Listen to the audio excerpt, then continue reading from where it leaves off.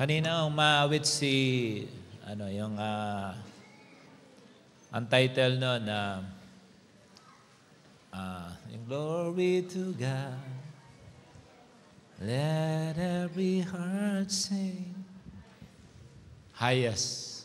Habang kinakanta yun, pinatutuloy ko sana, and I know the Lord will move. Okay, but I'm so blessed to hear those testimonies. God is good. Sabi mo sa katabi mo, God is really good. In 1 Corinthians 2:3-5, this is how and why you are witnessing a lot of great things from the Lord. Because in this church, glory to God, we intend to impose the power of the Word of God. Nandun po yan, pinost ko sa PowerPoint.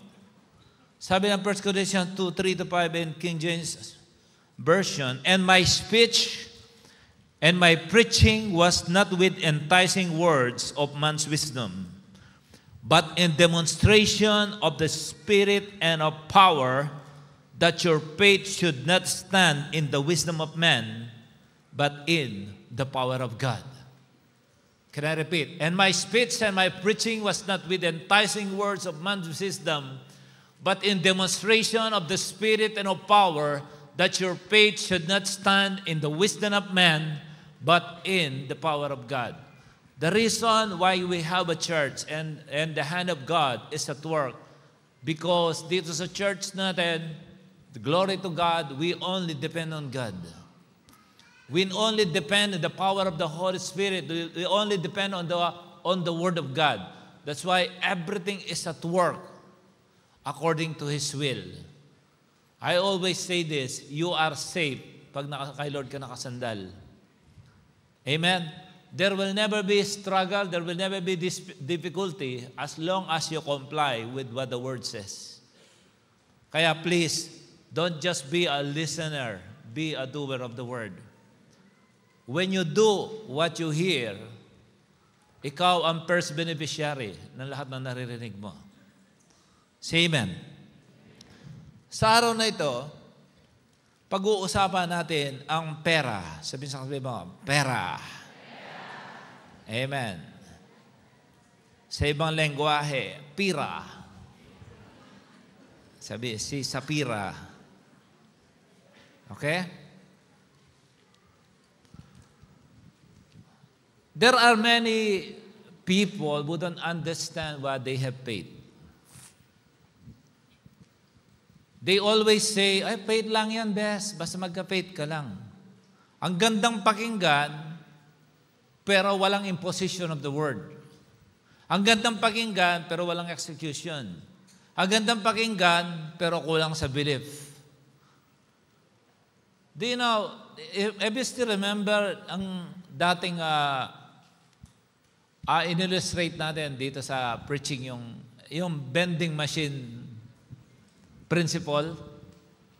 Yung vending machine principle, kita mo na ang product, hinaharangan ng salamin, hindi mo pa makuha.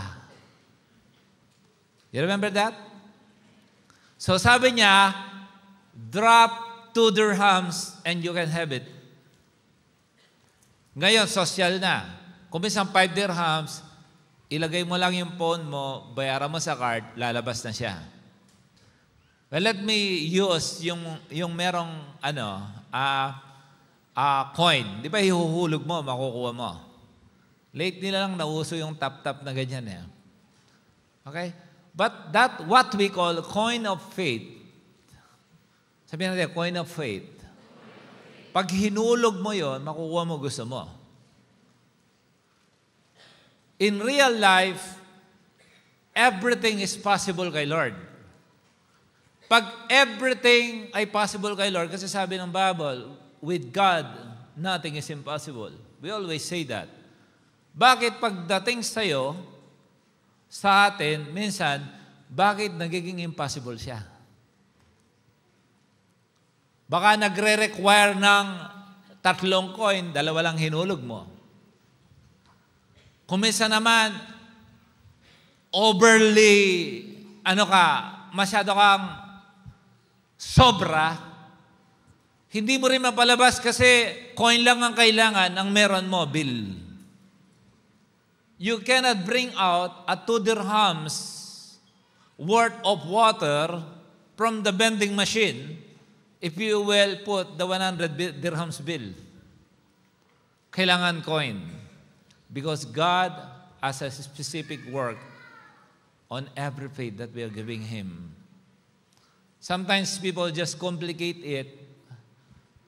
Mas pinahihirapan pa, pero para kay Lord, mandali lang.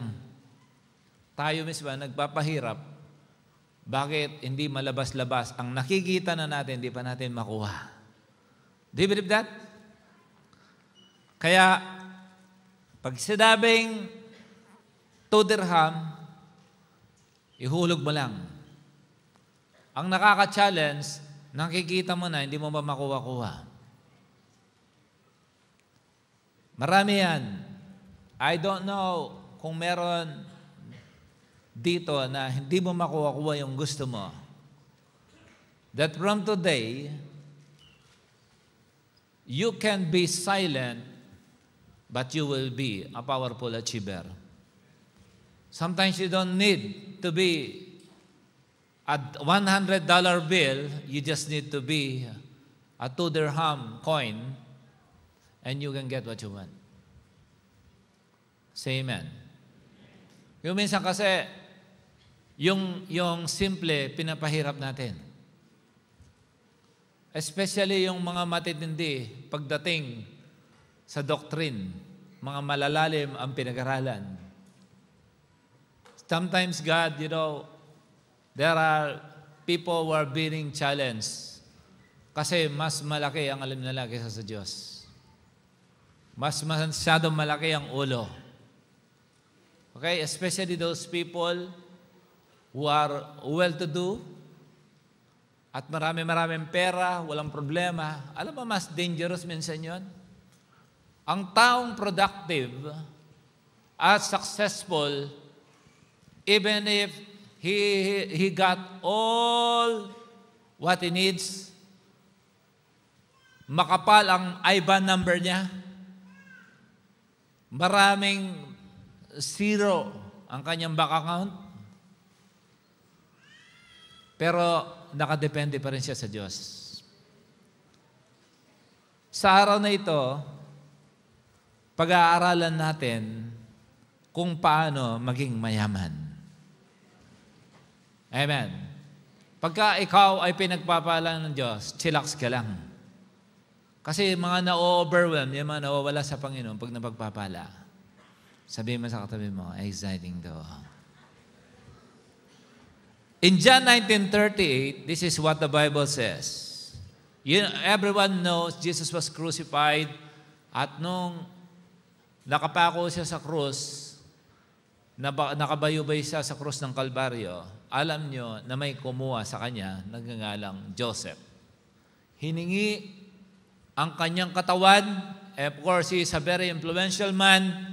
You cannot just come to Pilate and request his body just like that kung wala kang sinabi kay Pilato.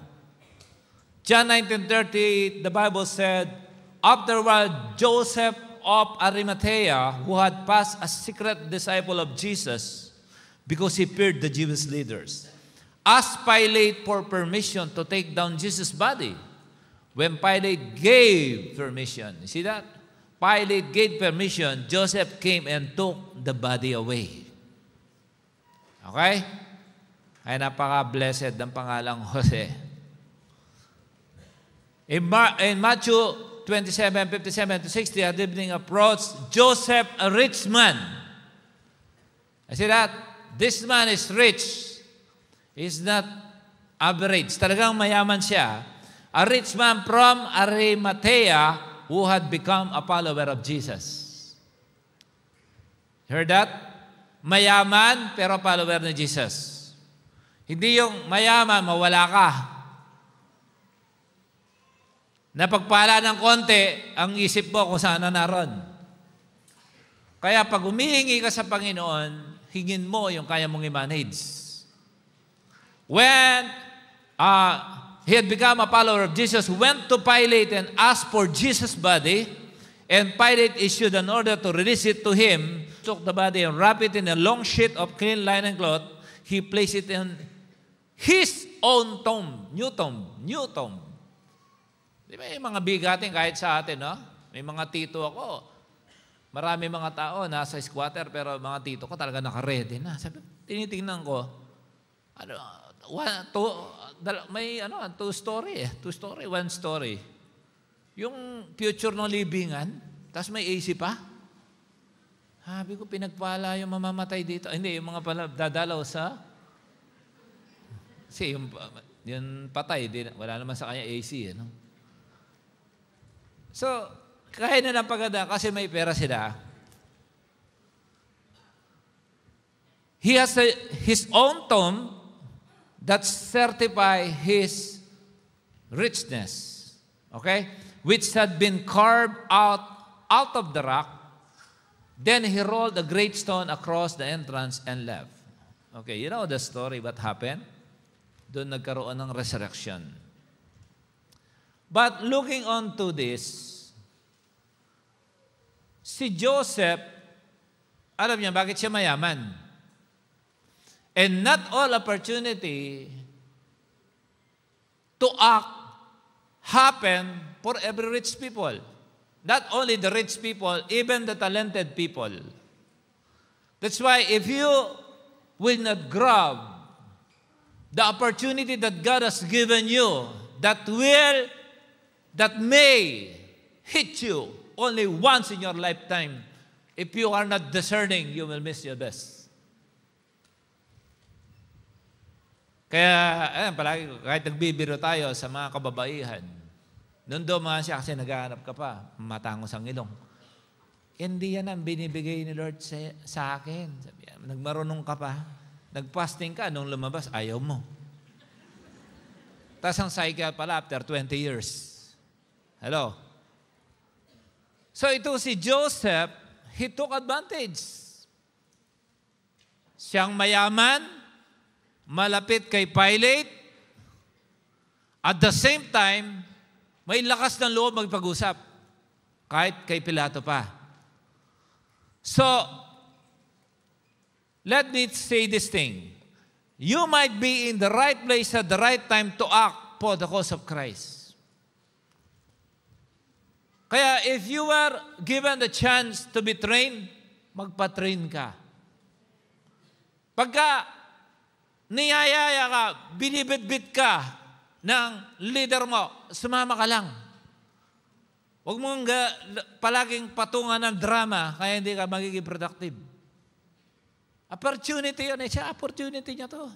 Nakatapat siya, nandun siya, mayaman siya, may sinabi siya, then sabi niya, hihingin ko po ang kanyang katawan. Kasi bakit? Mahal niya si Lord. Hindi niya gusto si Lord mailibing lang kung saan-saan. I have seen His life. I have seen how He transformed people, how He healed people, how He blessed people. Then just like that, no, I'm going to approach Pilate because I am the man of the moment. Sabi mo sa katabi mo, you are the man of the moment. He is the man when the moment is not amazing. He is the man when many people are mourning and many people are mocking. It's not an amazing time. But he surfaced out of nowhere, suddenly approached Pilate, can I have his body? Kaya pag may pagkakataon, magmong palampasin. Dahil hindi lahat ng oras na ibibigay yan sa mga tao, especially yung moment na ganito. When there is a moment that God is in the work of miracle healing, tapos may altar call, nakatambay ka sa likod, kala mo, siga ka. Tapos nakatakas na kamay, gumagulgul na, ikaw relax. Sabi mo pa? Pero ang laki ng hinihingi mo sa Diyos. Hello. Sabi mo, mukhang tinatamaan tayo. Katabi mo. Mukhang mababoljak tayo ngayon. He is determined to lose his vote. For the sake of Jesus, baka pag-inita siya ng mga Sadducees, Pharisees, mga Jesus hater that moment. He can be hated. Pero binaliwala yan, sinantabi niya. Hindi mo na ako mayaman. Wala mo yung yaman-yaman dito. Na I can see, imagine, you are there and you carry Jesus. Mismong blood niya. Kung naiintindihan ng mga Bible reader noong panahon na yun, kung ano nakasulat sa Old Testament, that the forgiveness will be to sprinkle 7 times with the blood of the sacrifice animal. Kung naiintindihan kung nagbabasa na ang mga tao doon, ito yung moment na to. Ito yung sinasabi doon sa Old Testament. Ito yung sinasabi, nangyayari ngayon. Imagine, the blood of Jesus. Sabi ng Book of Revelation, that you can only defeat Satan through the power of the blood of the Lamb. Kaya andun ang sentro ng encounter. Sa cross. Ang gift niya, nandun sa Holy Spirit. Kaya, ganun po kapabal ang encounter, kung tawagin natin. Okay? Sometimes, you set aside. Masyado ka demure. May gusto nang gawin si Lord sa'yo, mightily. Pero, kasi baka, umiyak ako yung makeup ko, baka, ano mo yan? Natatandaan ko dati mag-encounter, papasok ko talaga, oy, gaganon-ganon. Sosyal. Taka kami nakatingin lang ganon. Nung napuspos ng Holy Spirit, yung mukha niya, nakasubsob sa corner na ganon. And hindi na matigil ang kanyang pasasalamat sa Diyos. Pag nang-encounter mo si Lord, makakalimutan mo kung na meron ka. Amen. Yung galing mo nasasantabi. All you want is His presence. Yun yung mga tunay na napupuspos. Amen? Huwag mo nang kalimutan, kahit kung sino ka pa sa inyo. Kahit presidente ka pa, kung wala kang Holy Spirit, wala ka. Amen. Do you believe that? Okay, you must read your Bible. Okay? Ang dami-daming tao sa panahon ngayon. Lalabas ang kulay pagdating sa pera. Amen. Yung marami namang tao, because of money, nangangailangan ng special na problema para lumapit sa Diyos. Kasi marami mga tao matatatag, kahit problema na hindi pa rin lumalapit sa Diyos. They want a special one. Ayaw mo yun. Okay? Marami namang gusto maglingkod dahil sa pera. At pag may pera na, nagsasubside ang kanilang service kay Lord. Please lang. Let us serve the Lord so that our preaching is not true persuasive, but the demonstration of Spirit's power. Pag nagtuturo ka, kahit hindi ka pasigaw, kahit simple ka lang, may nangyayari. Kumikilos ang kamay ng Diyos. Amen? Kasi nakadepende ka kay Lord eh. Alam mo, hindi ka yumaman kung hindi ka nakadepende kay Lord. Wala ka sa posisyon mo kung hindi ka nakadepende kay Lord. Alam mo, kung hindi ka nakadepende kay Lord, the Lord did not establish a law for us to comply. Even in your chair, you cannot stay there if He did not establish the law of gravity. Sabi ko, Bro Vic, tapos lumipad bigla dahil walang gravity. It established the law yan so that you can stay there. He established many law for us to comply. Some of them nasa 10 Commandments. Di ba? Alam mo lahat yun.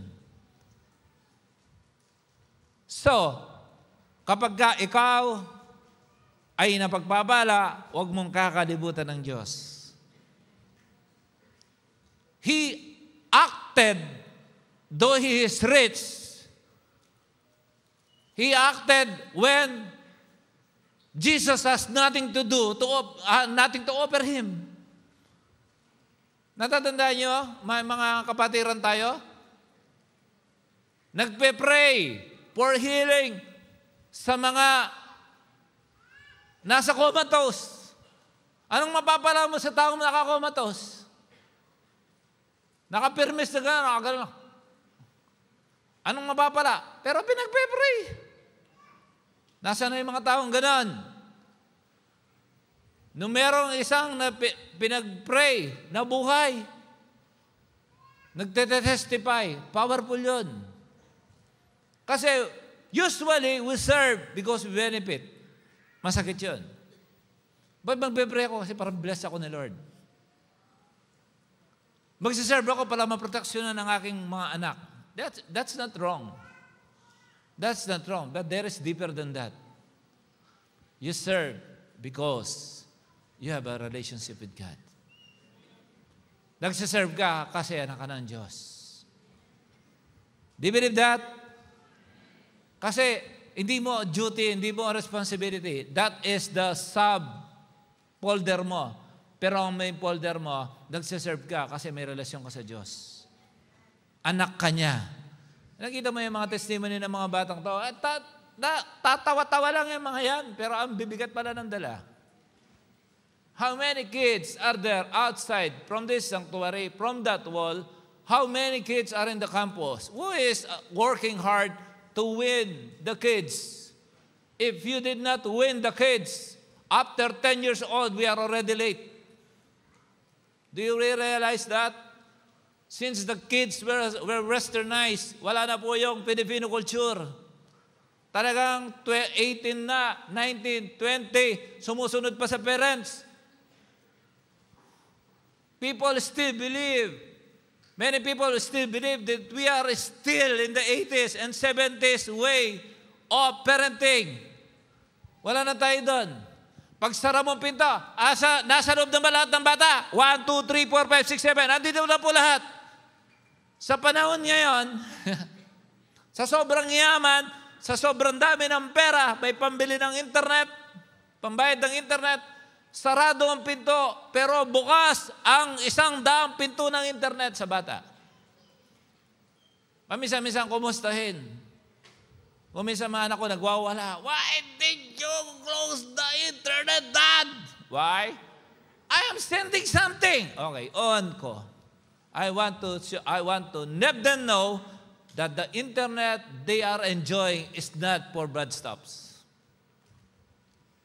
Kasi mayaman ka, well-to-do ka, dapat alam mo bakit may blessing ka niyan. You have to manage well. Amen? Marami mga tao gusto maglingkod kasi may papalakpak sa kanya. That time, Joseph, the rich Joseph, no one to clap. Sino papalakpak nung kukunin mo si Jesus na pinag-iinitan ng panahon na yan? Many people, they cannot serve without spotlight. Kailangan sabihin, hindi, kailangan. Gusto ko, tanaw ako ng mga tao. Come on. Lalo mong hindi kayang ibigay ang mamahalin mong binayaran na libingan. You cannot sacrifice if you are too much of yourself. Matthew 6:24, no one can serve two masters. Either you will hate the one and love the other, or you will be devoted to the one and despise the other. You cannot serve both God and money. Again, I don't wrong people who desire to be rich. We desire, but we must know our purpose, why we want to become rich. Pag nakalimutan mo na ang purpose at value ng pera, bakit meron ka yan, delikado ka. Okay? Because a man married with mammon or money will always worry. Pag ang kinasal ka lang ang dependence mo, ay palaging dapat may pera ka para mag-operate ka, palagi kang mag-worry kasi pag baka iniwan ka niyan, hindi ka na magiging masaya. Kaya meron akong kilalang pinili niya yung ayaw ng Diyos para sa kanya. Since day one na kinasal, ang ginawa niya sa kanyang buong buhay, magbantay. Una, magbantay ng boyfriend nung kinasal, magbantay ng asawa. Ano masaya doon? Kasi, na-witness ko talagang walang ginawa kundi magbantay. Why? Kinakuha mo yung gusto mo, pero kakambal naman ay worry. Ganon din ang pera. Okay? Again, I'm not against. We need money. We need money for the mission. Say amen. We need money to construct our Project Star. Ang Project Star, ang aim natin is to buy land, patayo tayo ng sanctuary, ang lahat ng mag-encounter sa buong Pilipinas doon. Baka one day, pamilya mo mag-encounter doon. And that's our dream. And that's our vision. That's our target for this year. Hindi pa launch, launch na soon. If you are blessed, you be part of it, thank God. But God will do that. Amen. Hindi man tayo. Gagawin ng Diyos yun. Sigurado yan. Why? Because we are not after money, we are after our service to God. Amen. Say amen. So, kapag kaya nawawala sa'yo, medyo nayayanig ka, parang ayaw mo na maglingkod, na-terminate ng trabaho, tapos, na-terminate akong work, parang wala mo na akong ganang sumama sa cell group. Doon ka nakatay. Nakahook ka doon. Biruin mo, nawala kang trabaho, tapos wala kang gana. Medyo mahina ang business, ayaw mo mag-attend. Ibig sabihin, nandun ang life mo, nandun yung dependence mo, nakahook ka doon. I respect people that because of their extreme attack from the devil, they desire to serve the Lord. Oh, nakatawa pa. Alam ko, problemado ka. Alam ko, na-challenge ka sa business mo. Alam ko, may problema kayo mag-asawa. Hindi po, okay lang po. Magsaserve po ako. I love seeing people like that. They're running away, they are there, they're serving. Though they have challenges, you have my respect. Your heart is so beautiful. Luke 12:15, then he said, beware, guard against every kind of greed. Life is not measured by how much you own. Kung sinabihan ka, malapit ka ng matanggal, mag-rejoice ka na. Bakit? I-elevate ka ni Lord sa mas magandang company. Dapat ganito yung utak ng mga taong hindi mo mayayanig dahil sa pera. Amen. Thank God. Do you know my story? Sabi ko, Lord, ganda ng trabaho ko sa Maynila. Sabi ko, Lord, because I am always challenged at the job, kasi underboard ako. Sabi ko, I was forced to take the board exam, though I have a good job, because of the bully inside the company. Sabi ko, board is just one examination away, then that's it. Because anong pinagyayabang ng mga to? I was really challenged. Glory to God. I don't want to go deep. But when I review, that's the time I encounter God. During my 3 months, nag-self-review ako. Gabi-gabi, then that's the time God spoke to me. Nakapanood ako ng Tip in the Night. Sabi, sige, pumasa ka nga sa board. Pupunta ka naman ng impyerno. Kaya yun, ginagamit kong strategy, yung rapture, pagka ako ay nagpapawin. Because kasi yun, doon ako na-win. Dahil sa pelikula ng panood ko, you know, sabi ko, Lord, help me pass this board and I will serve you. Pagpasa ko, doon ako hindi makapasok ng trabaho. Underboard ako, ganda ng trabaho ko. 1 year akong naghahanap ng trabaho. Alam mo, sabi ni Lord, di ba yun ang sabi mo? Pag pumasa ka, maglingkod ka. 1 year ako sa church, babad, talagang na-humble. Hindi ako makapasok-pasok ng trabaho. Sabi ni God, di ba? Sabi mo, pag pumasa ka, 1 year yun. Exact. I remember, it's 1 year na-train ako sa loob ng church. Na-train ako mag-gitara, mag-worship, mag-pray. Ang daming tinuro ni Lord. Pati yung humble before Him. Dadamo, without me, you can do nothing. Yan palagi sinasabi ni Lord sa akin. Then I realized, Lord, thank you. Nung I got the message, then that's the time I'm heard. Tapos napasok pa ako sa born again na may-ari ng isang construction company na naging way naman to have a better experience. Train pala so that I can compete with the market in Dubai. Hindi ko alam na pagka pala competitive ka, bibigyan ka ng magandang sweldo, yung sweldo mo pala panggamit sa ministry. If you don't understand the purpose of God, masisiraw ka. Hindi ka maglilingkod after ka sa pera. Say amen. Tapikin ko tayo mama, hindi ka milyonaryo for nothing. Dapat may, grabe, nakasama ako nakachamba, but blessed ako. Don't be always full of yourself. Always ask God, Lord, why I have this? I know, Lord, I don't deserve this. But what do you want me to do? How can I serve you? What is the purpose? Why I have this? Bakit, Lord, ang ganda-ganda ko kaya? Dapat tanong mo.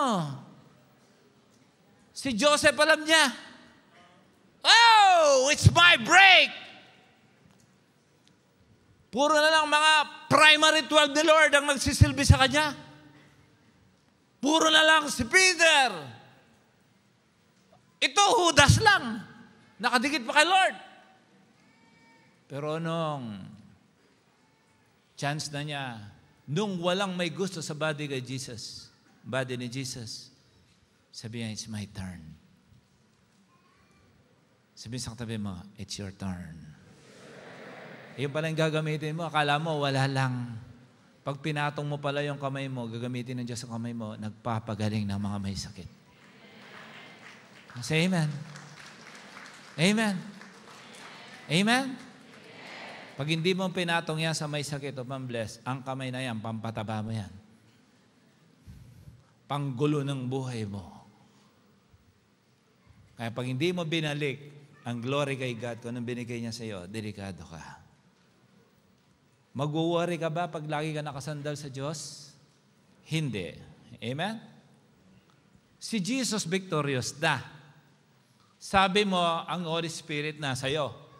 Tama? So, ang kailangan na lang natin, manifestation ng power ng Holy Spirit na meron ka. I admire the people, kung minsan naglalakad-lakad dyan sa Riga, nagbe-win ng souls, on the spot, sinishare ang gospel. That's good. But behind camera, walang camera. No camera. Just keep doing it. Keep winning. You have my respect. Keep doing that. Behind the scene, attack. Behind the scene, share the gospel. You don't need camera. Nakikita ka ni Lord. Amen? So si Jesus na sa atin na kailangan mag-manifest yan. Huwag lang puro pera. It is better together with God, but worse only if together with money. Again, hindi ako after sa pera, ng pagyaman mo lang. Mas iintindihin ko kung paano ka gamitin ni Lord kung ano meron mo. Si Peter nga, sabi niya, naku, wala siguro ako. Wala man akong dalang, Dong, wala akong dala. Bakit? Uy, Dong, silver and gold I don't have, but what I have I give to you. In the name of Jesus, rise up and walk. Lugi mga doktor. Amen. Hindi mo kailangan ng insurance. Walang approval ng assurance. Pinagaling na, tapos na. Ayan si sister kanina. Natuwa ko. Actually, nag-encounter siya. Hindi ko alam na meron palang may case na ganun. Sinabi lang sa akin nung naglalakad na siya, oh, hallelujah. Praise God. Pwede ba palakpakan natin ang Panginoon doon? Ang taong nakadepende sa pera, mag-worry yan. Pero ang taong kakambalay worry, walang happy moment. Palagi lang nag-worry. Sabi ni Pastora Maiden nun, nung bago-bago pa kami, kaya lang medyo malikot ako. Sabi niya sa akin, ang hirap mo mahalin. Nakakaawa yung taong puro worry. Tingnan mo yung katabi mo. Kung mukha yang nag-worry. Diba? Mga couple, wag magtanungan. Alam ko nangyari sa inyo kagabi. Nagtanungan na kayo. Okay? By the way, congratulations couples. Ha? Amen? Don't find your security on people. You are secured because you have God. Temporary lang ang bigay na saya ng pera. Okay? And do not make permanent what God intended for temporary. You don't know what's coming next. Pero pag may opportunity ka, meron kang blessing, then act. Attack. Okay? Huwag ka nang titimpik-timpik. Doon lang, wala. O sige, ako na lang. Kung hindi ko man nakuha ang katawan ni Jesus, sige, ako na bahala sa libingan. Always find your part. Always find your portion. Always find your opportunity to serve God. Huwag mong palampasin yun kasi hindi lahat ng panahon na yun nakahawak sa katawan ni Jesus kahit patay na siya.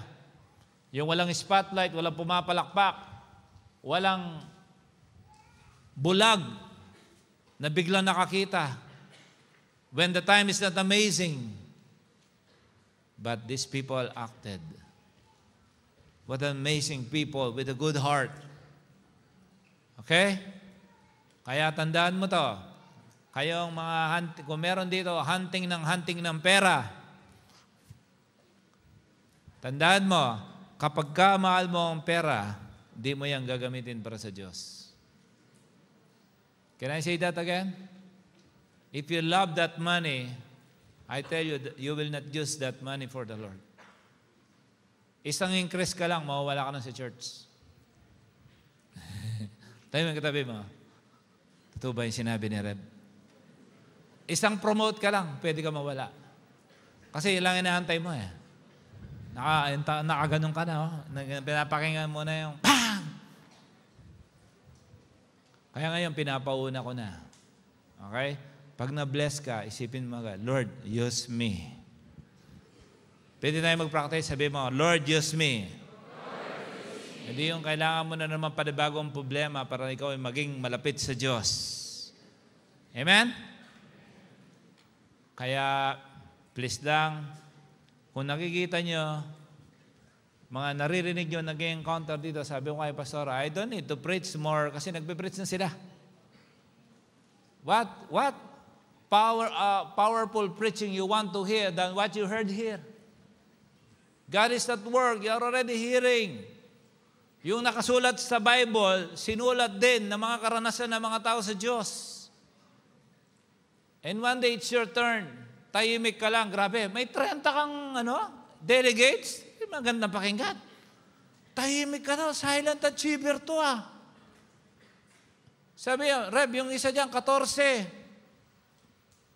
Yung delegate niya, 14. Nag-back out yung 3, hindi pinayagan, kaya 11 na lang. Madami pa rin yun. For the 77, silent lang yan.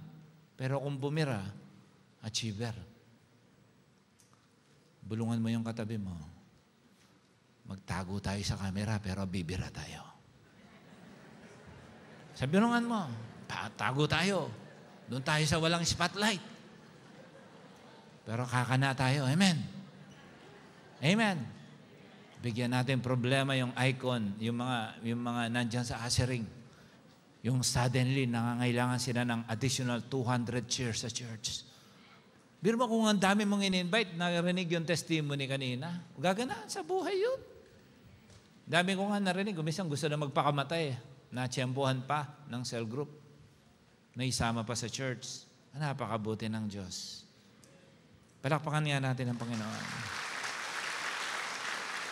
I want to say many things. Okay? But I have limited time. Please lang, especially sa inyo mag-asawa, makinig kayo mabuti. Okay? Karamihan ng pag-aaway ng mag-asawa, pera. Kung hindi man pera, related sa pera. Most trouble and argument inside the house of every couple, if not money, related to money. Always. And usually the starter is the wife. Why? Kinuha-kuha mo yan, tapos gugutumin mo. Amen? Mga misis, hindi ko ang sagot sa gulo sa loob ng pamilya. Hindi kamao, mga mister, kapag ka nakakagulo na sa loob ng pamilya, kundi panalangin. Pagandahan ng YCOM. Yan. Yung marriage encounter, ngayon pa lang, paganda mo, guluin mo na yung network leader mo. Wag kang siguruduhin mo ang live mo sa araw na yon ay sa araw ng encounter. Wag mong palampasin, kundi ikaw nakatunga nga dyan. Wala kang sinabi, kundi buti pa sila. Buti pa sila. Buti pa sila. Buti pa si girl. Buti si Mrs. Nakapag-unload na. Natifrag na yung buhay nila. Ako, frag pa lang. Ang daming inayos ng Diyos. Tama, mga couples?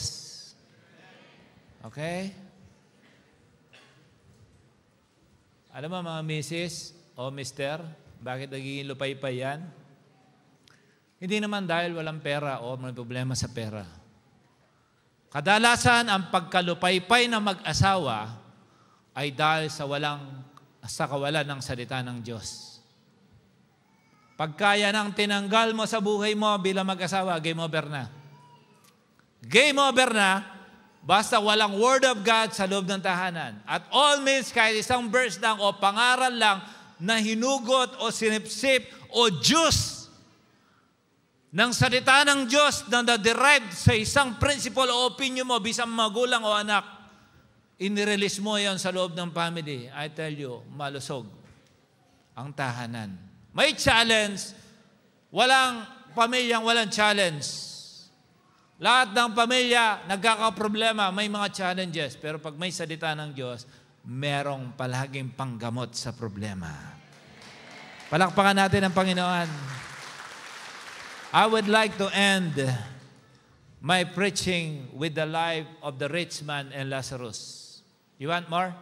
I need 15 minutes of your time. This is very powerful.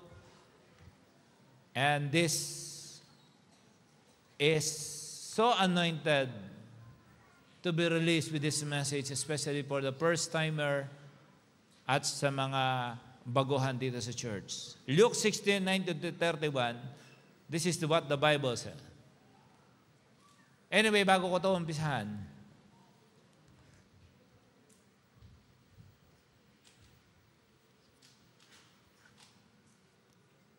it is not because of sin why a man will go to hell. Basahin ko. There was a rich man who was dressed in purple and fine linen and lived in luxury every day. Louis Vuitton. Okay. Louis Vuitton. Okay. At his gate, may gate. Imagine that time may gate ka. At his gate was laid a beggar named Lazarus, covered with sores. Sa Tagalog, galis. And longing to eat what fell from the rich man's table. Even the dogs came and licked his sores. I'm sorry, it's a bit disgusting, but you can picture out because the Word of God has power, especially when you ask the Holy Spirit to magnify for you. The time came when the beggar died and the angels carried him to Abraham's side. So, every people have condition, every people have situation, but every people will die. Whether you are rich or poor, you will die. The time came when the beggar died and the angels carried him to Abraham's side. The rich man also died and was buried. Pangit-pangit ka, no? Si Lazarus, umaksyon yung angel, ninigay sa Abraham's side. Itong isa, ninibing lang. Doon pa lang, nakikita mo na yung preference ng mga anghel. O kaya mag-ingat, sabi ko sa iyo, mag-ingat ka maging mayaman. In Hades, where he was in torment. Okay? Before the departure from Hades to the lake of fire, doon muna yung stopover. Listen to this very carefully. In Hades, where he was in torment, he looked up and saw Abraham far away. He looked up and saw Abraham far away with Lazarus by his side. So, andun yung isa na rich man, andito si Lazarus, kasama si Abraham. Ang taong mapupunta sa impyerno, ang unang-unang makikita niya, siya ay bullied. Andun siya sa suffering, si Lazarus nasa side ni Abraham. Abraham represents all the best things in life. Abraham's blessing.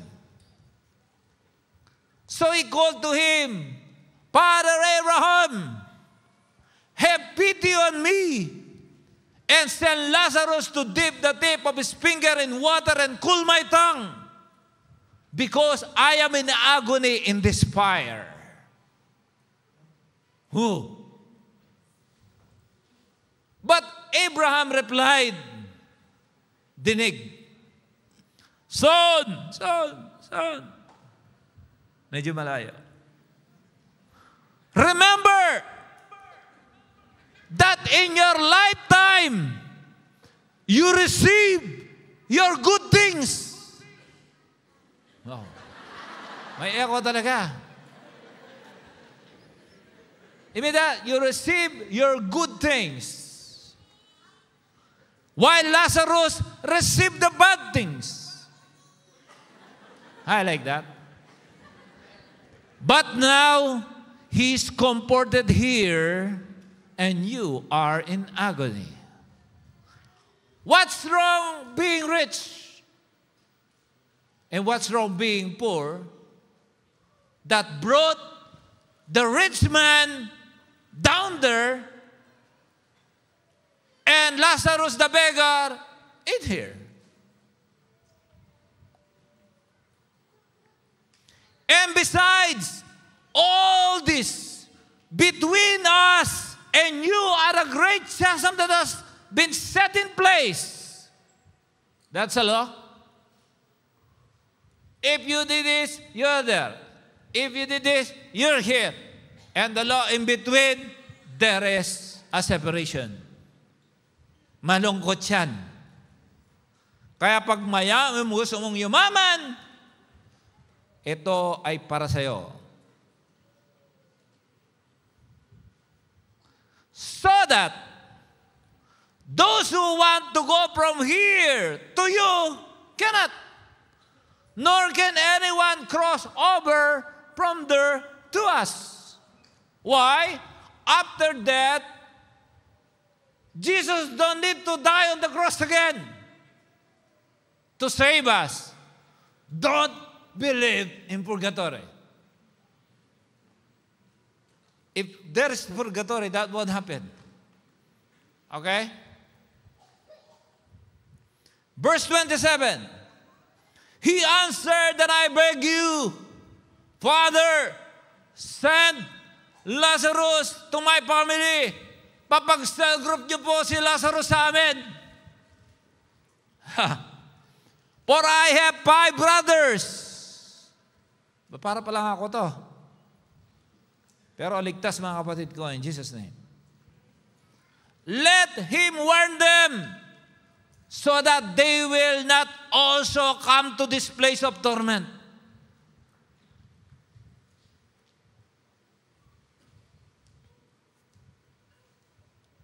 Ang sama pala ng hindi maligtas, mako-homesick ka. Ewan ko, kung may balak ka pa magpahiwan. Oh, homesick, mga kapatid ko. Baka pumunta dito. Ayoko mag-reunion dito. And even my friends, I don't want alumni homecoming here. Ay sabi ko kanina, grab mo na ang pagkakataon. Magpagamit ka. At chance mo na yan, buhay ka pa. Nakakakilos ka pa. Nakakapagsalita ka pa. Kaya alam mo ngayon, bakit ka influential, bakit ka mayaman, bakit ka may sinabi sa barkada, bakit kinikilala ka sa iyong family. Grab the opportunity. Say amen.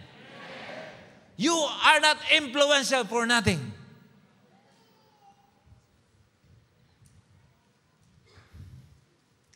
For I have 5 brothers, let him warn them so that they will not also come to this place. Abraham replied, they have Moses and prophets. Let them listen to them. Ito ang sinagot niya. No, Father Abraham. He said, but if someone from the dead goes to them, they will repent. He said to him, if they do not listen to Moses and the prophets, they will not be convinced even if someone rises from the dead.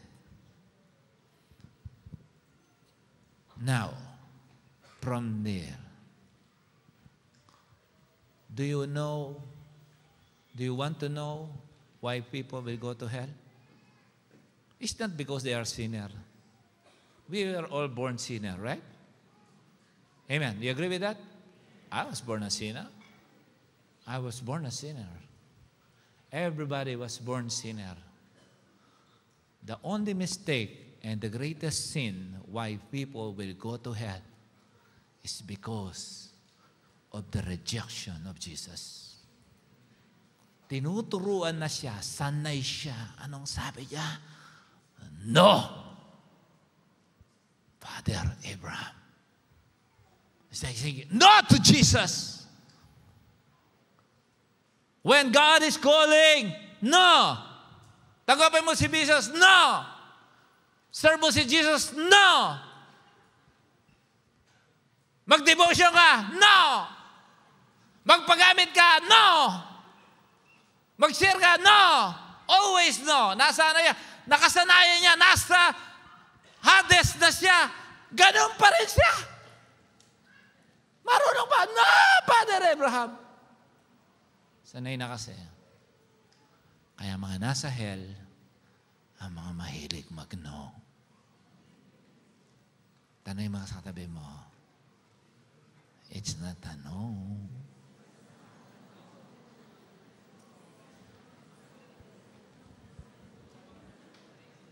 I'm done.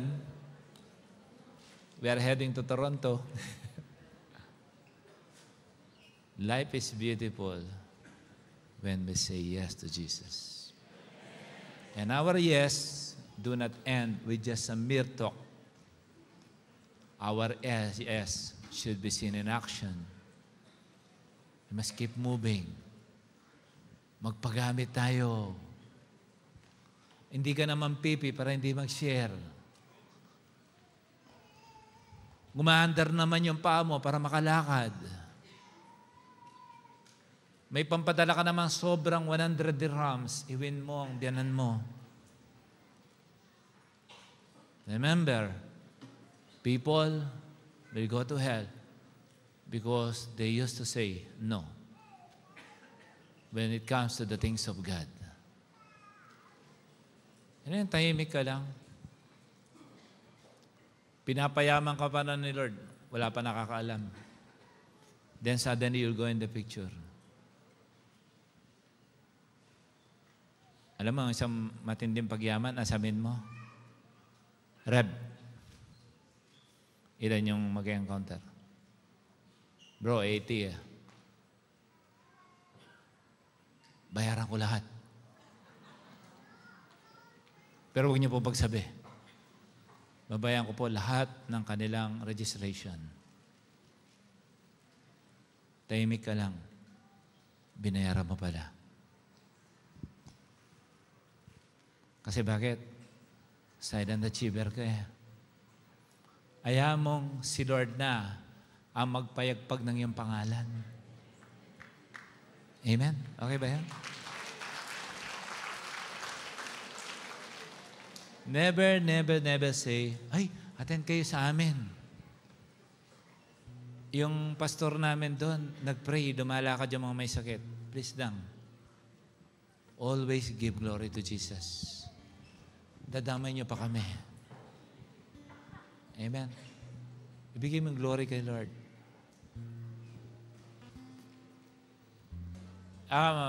Natatakot ako sa mga taong,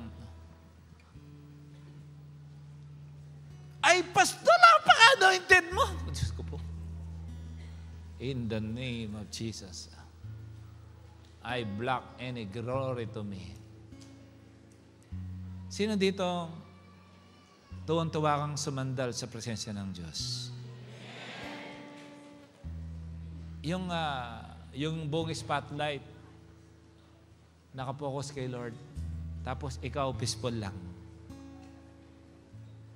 You are full of light, full of glory, full of happiness, full of joy, full of patience, full of contentment that money cannot buy. Problematic couple, isa pa lang narinig nyo, pero si Lord kaya niyang i-resolve lahat ng challenges nyo. Amen?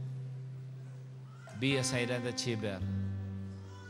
Tahimik, pero kumakana. Hindi matakaw sa spotlight, pero malupit. Say amen. We always declare that becoming rich and wealthy is not difficult for God. Now you need to add with that. Ask something to God. Lord, if it is greater than you think for what I can manage, kung mas malaki sa kaya mo, hangingin mo kay Lord ability. Even giving riches, the Bible said, all you need is ability to produce wealth. So ask God to give you a bigger heart and the ability to handle the great blessings that comes from the Lord. Mga first-time attendee na bunga ng ating pagmamahal. Ayan. Bunga ng ating pag-win. Ayan. Kaya atin dyan sila. Ay mga BFF. Especially kayo mga naging counter, dapat magyaya kayo. Amen. Malapit po kayo dito. Ayan. Praise the Lord. Amen. Alam niyo kaya dapat every Sunday may himala. Kasi yung mga first time attendee, maririnig nila yon and they will glorify God. Madam, sir, brother, sister, I don't know your life. I don't know why you are here. But one thing I know, Jesus loves you. And there are things that you cannot explain.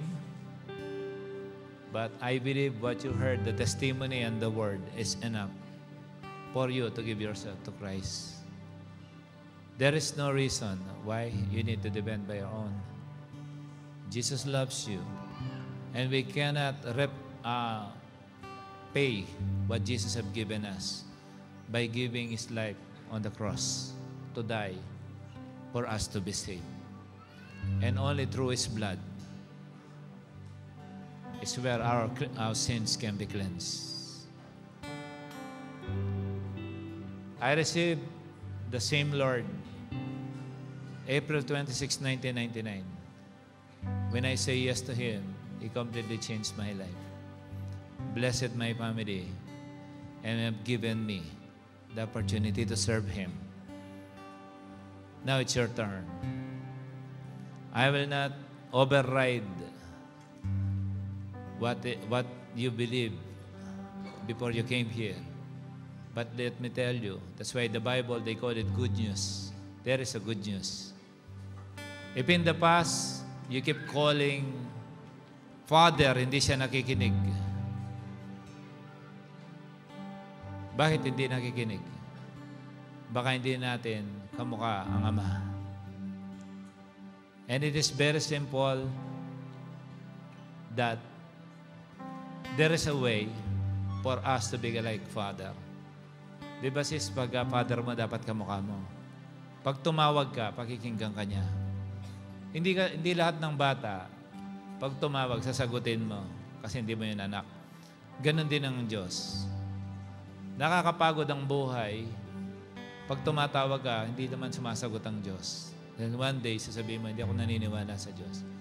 Pero nais ng Diyos, makamukha mo siya. Pag kamukha mo siya, kaya sabi niya, man was created according to the image and likeness of God. And Satan is interested with the image and likeness. Interested siya, kaya niya ginulo mag-asawa. Tama? Nung nag-disobey sila, na-kick out sila. Yun ang recover ni Jesus. Yung image niya, pagkamukha na natin ng Ama, whenever we pray, Ama namin, sumasalangit ka. So, ano yan, anak? Kasi anak tayo, kamukha natin ng Ama. Para makamukha natin siya, kasi banal siya, ang pwede lang magpabanal sa atin, ang paglilinis ng banal na dugo ni Jesus sa ating mga kasalanan. Kapag wash out ka na, ay, dami ko pa rin error, dami ko pa rin pagkakamali. Hindi, nakikita yung blood ni Jesus na sa iyo. Forgive me for extending the time. But one thing I can tell you, Jesus loves you. This is a moment that you need to know that Jesus is only the solution. For everything you are facing now, I don't know your life, but He knows you. Some of you have a deep struggle in your life. Behind every smile, the Lord sees your heart. But from today, for everyone to access the Father, I would like to invite you to please close your eyes and repeat after me. Because sabi ng Bible sa Romans 10:9-10, if you declare with your mouth that Jesus is Lord and believe in your heart, God raised Him from the dead, the Bible said, you will be saved. Walang saved na hindi kamukha ng Diyos. Basta ligtas, kamukha na yan ng Diyos. Kaya if you think that you have a mountainous sin in your life and you think that it's very impossible for you to be forgiven, pumatay ka, nagnakaw ka, nang-rape ka, nag-abort ka, na palaging gumugulo sa iyong kaisipan, mahirap na magbago. Yun ang sabi ni Satanas. Pero sinasabi ni Lord, come to me, all you are weary, and I will give you rest. The Bible said, those who ask will be given. Those who seek will find. And those who knock, the door will be open. If you only give your life to Jesus seriously today, the Bible said, when you declare that Jesus is Lord and believe in your heart that God raised Him from the dead, the Bible said you will be saved. And from there, let it roll for your faith to start rolling. Like a snowball, sa taas maliit, habang gumugulong, palaki ng palaki. Can I lead you with a very simple prayer? I kindly request you to please bow down your head and close your eyes and say, sabihin mo, Jesus, dinedeklara kita, Panginoon at Diyos ng aking buhay. Inaamin ko na ako'y makasalanan. At salamat na tagpuan kita sa araw na ito. Salamat sa pagkamatay mo sa krus ng Kalbaryo. At sa dugong dumanak nung ikaw ay maparusahan, masaktan at mapako, ang banal mong dugo ay siya na naghugas sa lahat ng aking nagawang kasalanan. Marami akong kamalian, pero ikaw ang nagbigay sa akin ng kasiguruhan, ng kalinisan mula sa araw na ito. Banal na Santong Espiritu, manahan ka sa aking buhay, sapagkat ako'y naniniwala na ikaw din ang nag-ahon sa aming Panginoong Yesus doon sa libingan. Naniniwala ako na sa pagtanggap ko sa iyo at pananahan ng banal na Santong Espiritu sa aking buhay, ako ay ligtas na. Salamat, hindi lang nakatala ang aking pangalan sa aklat ng buhay, kundi hindi na ito mabubura sapagkat ako ay yung gagabayan hanggang sa uling sandali ng aking buhay sa ibabaw ng mundong ito. Ito po ang aking panalangin ng may pananampalataya sa pangalan ni Jesus. Amen. Close your eyes, let me bless you. Father God, maraming salamat sa paglapit ng bawat isa na naririto. God, they came here. They may not know you or they're not aware what you are capable of doing in their lives. I just pray, O God, na i-move mo ang iyong kamay sa kanilang mga buhay. At sa kanilang pagtanggap sa iyo, ang isang bukas na langit ay nabuksan na ang iyong mga salita ang siyang kasagutan sa kanilang mga buhay. At simula sa araw na ito, Lord, you have done to your servant. I look like simple and they may look simple, but they have already the greatness in them that one day, these people that you have brought today will powerfully proclaim your glory, your name, your magnificence. And I thank you for they did not only come here just to attend. Tataglayin nila mula sa lugar na ito sa kanilang pag-uwi ang himala, pagpapala na nagmumula sa paanan mo, Panginoon. Thank you, we bless them, and thank you for loving them. We love them as well. Thank you for getting them a part of this family. In Jesus' name, amen. God bless you. Thank you, brothers and sisters. Marami po salamat. Hello everyone! Kung kayo po'y na-bless sa mensahe ngayong araw na ito, I would like to encourage everyone to please like, follow, or subscribe and share this video to your friends, to your family, or to everyone that you knew. So God bless and see you until next.